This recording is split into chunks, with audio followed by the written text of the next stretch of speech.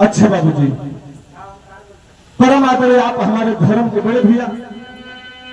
कल्याण Yadav master को कोमलगढ़ से 100 रुपया से सम्मान भेज भैया के छोड़ छू के पहले की चौराहा पावत रही भैया एक जन तनखा लगा है मैं मुझसे पता पूछे लगे भैया हम तो डाले जाए थो हमको पता नहीं मालूम है ये नहीं कि नहीं भाई एक बारात एकदम करंट पे मिल गई ने रिक्शा वाले से टेम्पू वाले का है करंट चलोगे घबराई कि करंट भी खड़ा है और करंट पर हम कहा था करंट चलोगे कहा अरे दादा करंट क्या कहे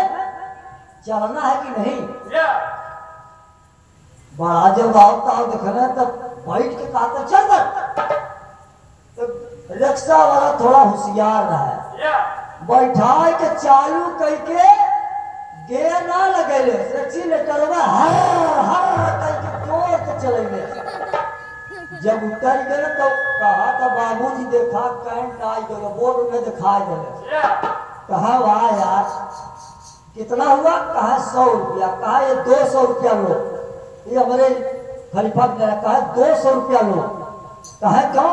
कहा आज से इतना तेज गाड़ी मत चला जितना तेज चलाए यही पे के तर जाए हाँ लाइन से रहिए माई बहन लोग बैठे बड़ा अनाप शनाप लग रहा है अरे